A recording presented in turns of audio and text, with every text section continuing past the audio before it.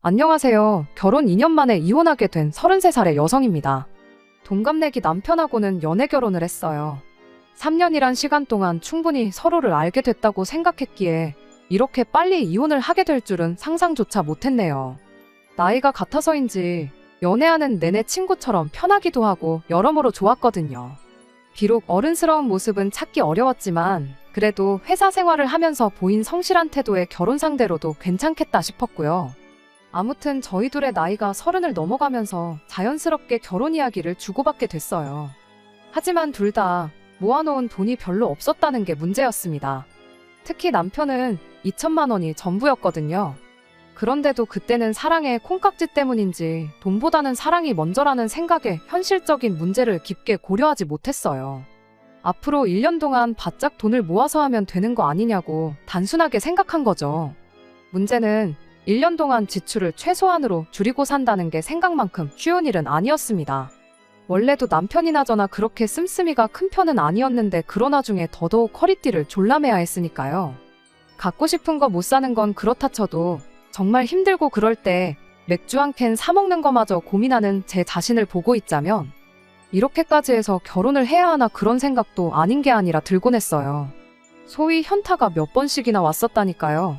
그리고 그런 날들이 반복되다 보니 나중엔 남편은 물론이고 주변 사람들한테도 예민해지고 그래도 뜻이 있는 곳에 길이 있다더니 결국 그렇게 1년을 보낸 후 저희는 부부의 연을 맺게 되었습니다. 그런데 지금 생각해보면 무턱대고 그렇게 노력만 해서 될 일이 아니었던 것 같아요. 지난 1년 동안 저도 3천, 남편도 3천이란 적지 않은 액수를 모았어요. 연봉을 오픈할 수는 없지만 정말 저희 두 사람 다 숨만 쉬고 살았다고 생각하셔도 될 거예요.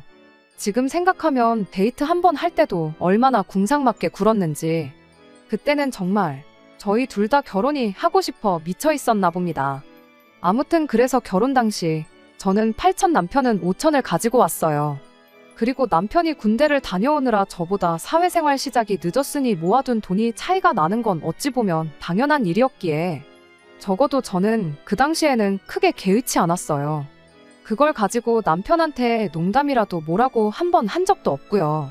오히려 저는 남편이 저보다 연봉도 적고 또 남자이다 보니 저보다 술자리에 나가야 하는 일도 많았는데 그런 것도 다 참아내면서 저랑 비슷하게 돈을 모았다는 그 사실을 높게 쳐주고 대단하다 치켜세워주고 그랬죠. 하지만 시댁에선 그래도 남편이 여자인 저보다 돈을 적게 가지고 결혼을 한다는 게 마뜩찮으셨는지 3천을 보태주셨어요. 그래서 의도한 건 아니었지만 요즘 사람들이 많이 한다는 반반 결혼을 하게 됐네요. 그리고 저희가 결혼하던 때만 하더라도 1억 6천이면 서울의 적당한 빌라 전세는 구할 수 있었습니다. 물론 대출받고 하면 더 좋은 집에서 시작할 수도 있었겠지만 사람 일이 어떻게 될지 모르는데 거액의 빚까지 내가며 무리해서 신혼집을 구하고 싶지는 않았던 거지요. 게다가 저희가 연봉도 또래에 비해 나쁜 편이 아니었고 비록 고생스러웠지만 빡세게 돈을 모아본 경험도 있다 보니 차라리 몇 년 더 고생을 하더라도 대출은 최소한으로 받고 싶었달까요? 불가능한 일은 아니라는 나름의 확신이 있기도 했고요. 그런데 그 무렵 누가 서울만 고집해야 하는 게 아니면 수도권의 구축 아파트도 한번 알아보라는 조언을 해줬습니다. 그래서 혹시나 하고 발품을 좀 팔아보니 정말 좋은 위치에 심지어 가격까지 착한 매물을 발견할 수 있었죠. 근처에 대형마트도 있고 지하철역도 멀지 않았던 데다가 무엇보다 아파트 입구에서 바로 강남까지 갈 수 있는 버스까지 있더라고요. 그래서 놓치면 안 되겠다 싶은 마음에 덜컥 계약부터 했어요. 그런데 문제는 그러고 나니까 돈이 하나도 안 남겠더라고요. 아쉽지만 신혼여행은 국내로 가고 결혼식 비용이야 축의금으로 어느 정도 회수가 가능하다 쳐도 정말 필요한 가전가구는 어떻게 해야 하나 걱정이 많았죠. 그래서 남편과 상의 끝에 대출을 받기로 했습니다. 1,000만 원 정도만 받으면 일단 필요한 건 살 수 있을 것 같았고 그 정도는 그래도 금방 갚을 수 있겠다 싶었거든요. 그런데 시부모님께서 대출을 왜 받냐며 당신들이 해주겠다셨습니다. 괜찮다고 했는데도 이자가 아까워서 그러신다며 해주시겠다고 고집을 부리셨어요.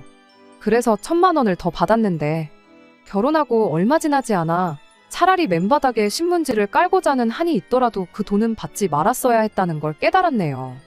당장 침대에서 자는 게 뭐가 그렇게 중요했는지 한두 달 불편한 거 감수했으면 아무 일도 없었을 텐데 말이죠. 일단 따지고 보면 시댁에선 사천을 해주셨고 친정에선 영원을 해주신 건 사실이에요. 하지만 시부모님께서 매번 우린 사천을 해줬다 말씀하시면 그게 그렇게 곱게만 들리진 않았습니다. 왜냐하면 제 입장에선 어쨌든 저랑 남편이 각자 모아온 돈도 계산에 넣어야 맞는 것 같은데 그러면 결국 시부모님께선 1,000만 원만 더 해주신 거니까요. 그리고 굳이 하나 더 덧붙이자면 친정에선 공식적으론 하나도 보태주시지 못하셨지만 결혼식에 들어온 축의금은 전부 다 저에게 주셨습니다. 하나도 도와주지도 못하는데 이거라도 가져가라면서요. 반면에 시부모님께선 밥값조차 내주지 않으시고 축의금을 싹 걷어가셨으니 그러니 엄밀히 따지자면 시댁에서 돈을 더 해줬다는 것도 사실 무조건 맞는 소리는 아니라는 거죠. 하지만 시부모님께선 당신들이 4천만 원을 보태주셨다는 이유로 저희가 신혼여행에서 돌아오자마자 용돈을 요구하셨습니다. 그리고 그런 시부모님의 요구에 남편은 군소리 없이 그 자리에서 지갑을 열어 20만 원을 꺼내드렸는데 순간이지만 이게 뭐지 싶으면서도 안 좋은 느낌이 들대요. 그리고 그 안 좋은 느낌은 틀리지 않았습니다. 그 후로 어머님이 뭐가 드시고 싶다 하면 바로 모시고 먹으러 가고 갖고 싶다 하시면 사다 바치고 4천만 원을 이런 식으로 수거해 가시는 건가 싶은 생각이 들 정도로 남편을 쪽쪽 빨아드셨지요. 주말이면 여지없이 어디 가자 뭐 사러 가자 하는 시부모님 비위를 맞춰드리는 건 여간 고역스러운 게 아니었습니다. 한 주가 멀다 하고 움직일 계획을 세워야 했고 하루라도 느긋하게 쉴 수가 없었죠. 돈은 돈대로 나가는 건 덤이었고요. 그래서 하루는 작정하고 계산을 해보니 글쎄 결혼생활 1년 반 하는 동안 시댁에만 1,000만 원을 넘게 썼더라니까요. 반면에 친정엔 아무리 따져봐도 250만 원이 채 넘지를 않았습니다. 아무리 두 사람 월급이 넉넉하다지만 남편이 돈을 물 쓰듯 쓰는데 저만 아끼는 게 무슨 의미가 있나 또다시 현타가 오대요. 그래서 결국 남편에게 솔직하게 이야기를 했습니다. 당신이 과소비를 하는 사람이 아닌 건 알지만 어째선지 시부모님한테는 너무 많이 쓰는 것 같은데 좀 줄일 수 없겠냐고요. 그랬더니 남편이 정말 말 그대로 노여워하면서 우리가 대출이 있는 것도 아니고 애가 있는 것도 아닌데 부모님한테 돈 좀 쓰는 게 아깝냐대요. 그리고 그런 남편의 태도에 저도 순간 울컥해서 평생 이 집에서 살 건 아니지 않냐고 나중에 아이 낳고 키우려면 그땐 서울에 들어가야 하는데 그럼 지금부터 돈을 좀 모아야 할 거 아니냐고 받아쳤어요. 그랬더니 남편은 또다시 내가 버는 돈 내가 쓴다는데 뭘 그렇게 참견을 하냐며 언성만 높일 뿐이었지요. 그리고 뭐 부부싸움은 칼로 물베기란 말처럼 얼마 못 가 화해를 하긴 했어요. 근본적인 문제가 해결되어서가 아니라 둘 다 한 집에서 날 세우고 있는 게 불편하다 보니 그냥 얼렁뚱땅 넘어간 거죠. 이후로도 남편은 시부모님 특히나 어머님이 바라시는 거라면 뭐든지 들어드렸습니다. 그리고 저는 그 일로 더는 남편하고 말을 섞기도 싫어서 피한다고 될 일이 아닌 건 알면서도 말을 안 했고요. 그리고 그 일이 있고 얼마 후였습니다. 남편하고 친정에 갔다가 친정아버지 생신도 다가오고 그래서 친정어머니한테 50만 원을 드렸어요. 그런데 집에 돌아오는 길 드릴 때도 아무 말도 않고 있던 남편이 갑자기 그걸 가지고 걸고 넘어지대요. 자기는 많이 드려야 10만 원인데 50만 원은 좀 과한 거 아니냐면서요. 어이가 없더라고요. 그래서 한 번에 드리는 액수가 중요하냐, 당신은 거의 매주 10만 원씩 드리지 않냐, 그리곤 어쩌다 한 번 드리는 건데 그게 문제냐 따졌습니다. 그랬더니 웃긴 게 남편이 묻는 말에 대답은 안 하고 기껏 한다는 소리가 제가 먼저 돈 아끼자고 해놓고 안 아껴 쓴다며 언행일치가 안 된다나요? 그래서 결국 또 그렇게 부부싸움을 했습니다. 남편이 저랑은 말이 안 통한다면서 짜증난다고 성질을 내더니 혼자 차키 들고 나가더라고요. 그리고 한 2시간쯤 지났나 남편이 돌아왔는데 세상에 어머님을 대동해서 왔더라니까요. 어머님께서 저한테 얘기 좀 하자고 하시길래 그때까지만 해도 저는 어머님이 남편한테 자초지종을 듣고 오신 줄 알았어요. 그리곤 아들의 똥자존심을 지켜주시려고 대신 저한테 사과 비슷한 거라도 하러 오신 줄 알았죠. 하지만 전혀요. 어머님께선 또다시 그 4천만 원을 운운하시면서 내가 해준 게 있고 너네 집에서는 해준 게 없는데 양가에 똑같이 하는 게 말이나 되냐셨습니다. 그러면서 우리 아들이 잘못한 거 하나 없으니 저보고 얼른 사과를 하라고 하시더군요. 하지만 아무리 생각해도 제가 왜 사과를 해야 하나 싶대요. 그래서 말 나온 김에 정확히 하자고 정확히는 1,000만 원을 더 해주셨다고 했습니다. 하지만 거기서 시부모님 손님들이 드시고 간 식대까지 계산하면 실은 1,000만 원도 안 된다고 했지요. 그랬더니 이제는 어디 며느리가 시애미 말하는데 말대꾸를 하냐며 열을 올리기 시작하셨어요. 너 잘났다 니 똥국다 하시면서요. 그리곤 덧붙이시길 저희 집안에 있는 가정가구는 전부 다 당신이 사준 거니 그렇게 제가 잘났으면 아무것도 쓰지 말래요. 잠도 바닥에다가 이불 깔고 자고 TV도 보지 말고 냉장고에 있는 음식도 먹지 말라면서요. 그러고는 남편한테 가서 밥솥은 누구 돈으로 산 거냐고 물으시더니 저보고 집에서 밥도 먹지 말랍니다. 정말 유치하기 짝이 없어서 이 꼴을 계속 보고 있으면 내가 화병으로 죽겠구나 싶더라고요. 그래서 제가 어머님한테 제가 대출을 받아서라도 그 4,000만 원 전부 다 돌려드릴 테니까 저한테 아무것도 요구하지 마시라고 했습니다. 저희 결혼 생활에도 더는 참견하지 마시라고요. 그랬더니 어머님께서 이제서야 제 본성이 드러났다면서 이제 보니 그냥 시댁에 1,000원 한 장 쓰는 게 아까웠나 보다고 이런 여잔 줄 알았으면 당신 아들하고 결혼도 못하게 했을 거라는데 그리고 그렇게 어머님이 막말을 쏟아내기 시작하시니 남편도 이건 아니다 싶었나 보죠? 그제서야 어머님더러 진정 좀 하시라며 달래는 척하더니 모셔다 드리러 가대요. 그런데 황당하게도 어머님을 모셔다 드리고 온 남편은 저한테 사과를 하기는커녕 생각을 좀 해봤냐고 물어왔어요. 그래서 저도 무슨 생각을 묻는 거냐며 아까 말한 그대로라고 결혼할 때 시댁에서 받아온 돈 어떻게든 돌려드리고 나면 저는 어머님이 원하시는 거 다 해드리고 그러지 않을 거라 했거든요. 그랬더니 남편이 저더러 아직도 잘못한 걸 인정을 안 하냐더니 또다시 성질을 내는 겁니다. 그리고는 한참 만에 하는 말이 돌려드릴 거면 받은 그대로가 아니라 이자까지 더해서 드리라는데 그때 당시 엔비디아 주식을 샀으면 지금 그 돈이 얼마겠냐. 1억도 넘을 거다. 사본 적도 없는 주식을 들먹이며 목청을 높이는데 웃기지도 않더라니까요. 솔직히 벌써 1,000을 넘게 퍼날랐는데 이대로 가면 결혼할 때 받은 돈보다 더 뺏기는 건 시간 문제다 싶었어요. 그래서 그럴 바엔 차라리 하루라도 빨리 토해내고 더는 아무것도 안 주고 안 받는 게 상책이다 싶었죠. 그래서 그냥 알겠다고 돈 준비되는 대로 시댁에 보낼 테니 그렇게 알라하고 남편 말을 끊었습니다. 그날 저녁에 자러 들어갔는데 남편이 제 베개를 바닥으로 내던졌어요. 어머님한테 돈 갚기 전까진 어머님 돈으로 산 침대니까 잠은 바닥에서 자라면서 말이죠. 그리고 그때까지 자기한테 하는 거 봐서 냉장고랑 밥솥 정도는 쓰게 해주겠다는데 솔직히 저한테는 그 말이 기분 내는 게 아니고 어차피 자기도 밥 먹어야 되니까 하는 소리로밖에 들리지 않았습니다. 그래서 그냥 한마디 했어요. 그 돈 갚고 나면 당신이 결혼할 때 나보다 덜 해온 게 되니까 그런 헛소리 할 시간이 있으면 그 차에 매달 얼마씩 메꿔야 할지 계산이나 하라고요. 그랬더니 남편이 저한테 끝까지 해보자는 거냐며 이를 바득바득 갈았는데 누가 먼저 시작한 건데 하고는 남편이 뭐라고 하던 말던 무시하고 잠을 청했죠. 여담이지만 급하게 돈 되는 대로 구한 싸구려 침대보다 차라리 바닥이 낫더라고요. 아무튼 그날 이후로 남편과는 서로 말 한마디도 주고받지 않았어요. 사실 그래도 혹시나 싶어 이틀은 기다렸는데 남편이 절 완전 없는 사람 취급하는 걸 보니 저도 제 마음을 확실히 굳히게 되더라고요. 그래서 그때부턴 회사 점심시간 틈틈이 은행에 가서 대출도 알아보고 이혼 전문 변호사도 만나 상담도 받아봤지요. 사실 제가 이혼하려는 이유가 이혼 사유로 충분할까? 상담을 받기 전까지 걱정이 많았습니다. 그런데 남편이 시댁만 챙기고 친정은 홀대하는 것도 명백한 이혼 사유라고 하더라고요. 게다가 변호사님은 정말 다양한 이혼 사유를 들어보셨을 텐데 어머님이 사주신 침대니까 잠도 자지 말라며 남편이 제 베개를 바닥에 던졌다는 이야기를 꺼냈을 땐 아주 고개를 절레절레 내저으셨어요. 상담을 받고 나오는데 기분이 참 묘했어요. 저를 위로해 주시려던 건지 다른 커플들은 왜 이혼했는지 몇 가지 이야기를 들려주셨는데 정말 여러 가지 이유로 이혼하는 부부들이 새삼 많구나 하는 생각도 들었죠.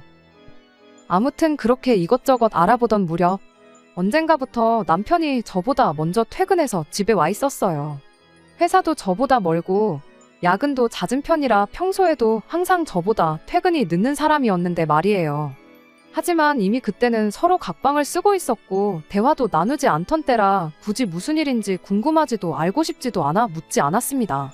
냉장고랑 밥솥에도 손대기 싫어서 저녁도 항상 퇴근길에 사와선 따로 먹었어요. 참고로 식탁은 제가 중고로 사온 거라 식사는 식탁에서 할 수 있었네요. 아무튼 그런 와중에 남편이 자꾸 주방에서 얼쩡거리는데 어찌나 거슬리던지 사과를 할 거면 남자답게 미안하다고 사과를 하던가. 하지만 일주일이 되도록 얼쩡거리기만 할 뿐 말을 안 하는 거예요. 그래서 더는 못 봐주겠어서 밥 먹는데 신경 쓰이게 왜 자꾸 얼쩡거리냐 물으니 그제서야 하는 말이 자기가 지금 며칠 동안 계속 저보다 먼저 집에 와 있는데 무슨 일인지 안 궁금하냐대요. 아무리 싸웠다고 해도 남편인데 그 정도는 신경을 써주는 게 예의 아니냐면서요. 어이가 없어서 예의 따지는 사람이 어머님이 사준 침대니까 바닥에서 자라며 와이프 베개를 던지냐고 되물었어요. 그랬더니 한참 동안 말이 없더니 난데없이 자기가 지난주에 회사를 그만뒀다대요. 그러냐고 대답하고 저는 다시 식사를 이어갔습니다. 별로 안 궁금했거든요. 그런데 남편은 제가 왜 그만뒀는지를 안 물어보니까 그걸 가지고는 또 난리를 치대요. 하도 시끄럽게 굴길래 왜 관뒀냐 물었습니다. 그랬더니 황당하게도 의기양양에서는 하는 말이 어차피 자기가 돈 벌어봤자 자기 가족한테 마음대로 쓰지 못하는데 돈을 벌어야 할 이유가 뭐가 있겠냐는 거예요.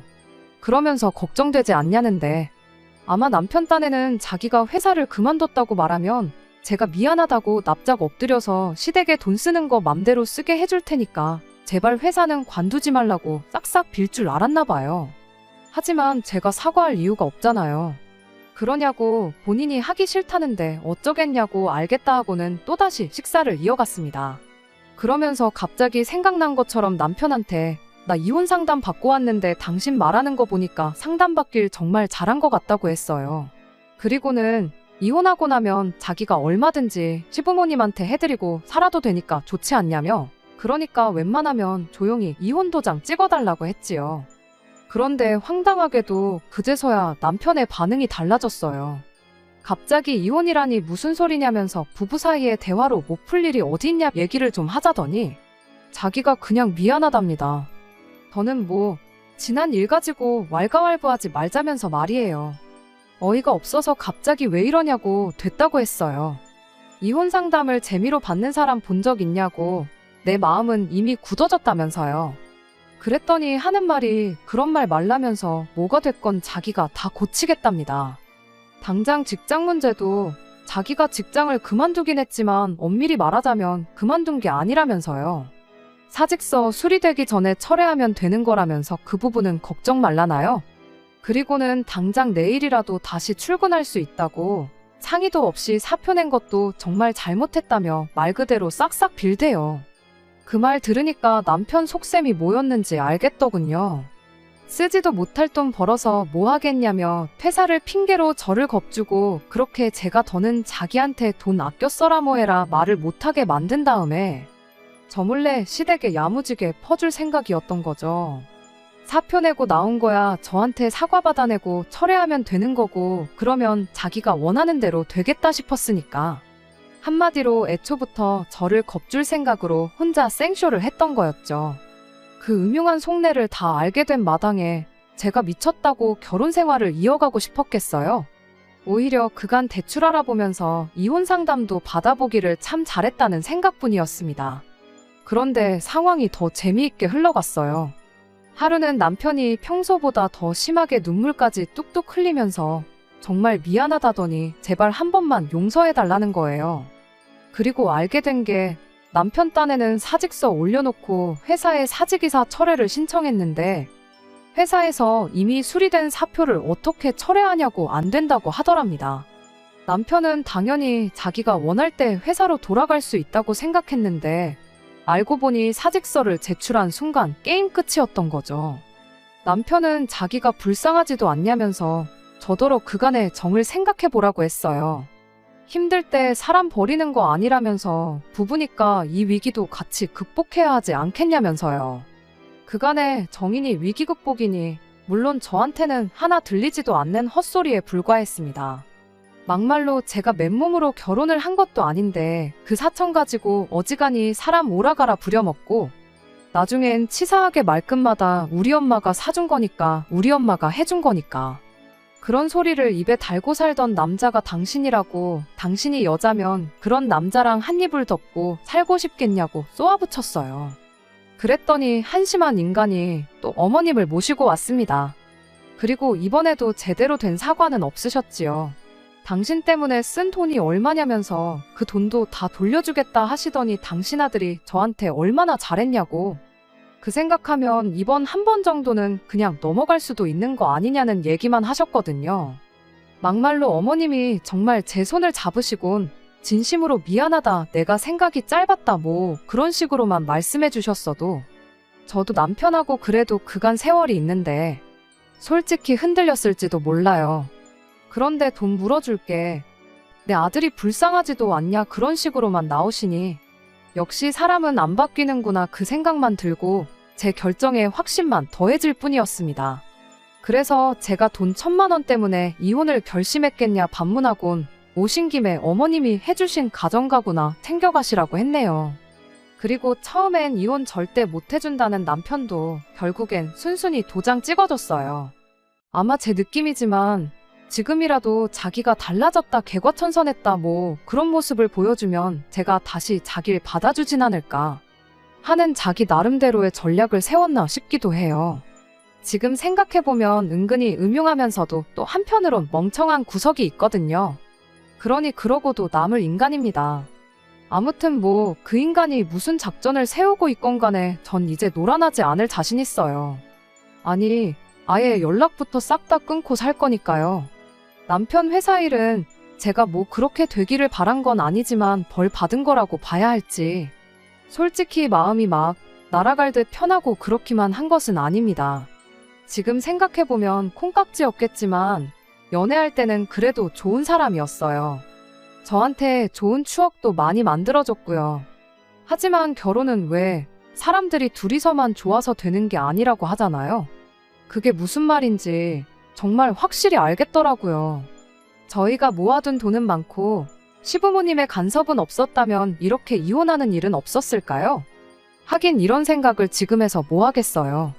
다른 걸 다 떠나서 이혼녀가 된 현실을 생각하면 또 이런저런 감상에 젖을 여유도 없어요. 짜증만 나지. 아무튼 헤어지고 나서 서로의 행복을 빌어주는 사람들도 있다는데 저는 그렇게까지 마음이 넓지는 못해서요. 잘못되길 바라진 않겠지만 잘 되길 바래주지도 못하겠습니다. 그냥 제 귀에 어떤 소식도 안 들려왔으면 좋겠네요. 끝까지 들어주셔서 감사합니다. 오늘의 사연은 여기까지입니다. 구독과 좋아요, 알람 설정 부탁드리고 더 좋은 사연으로 다시 찾아뵙겠습니다. 감사합니다.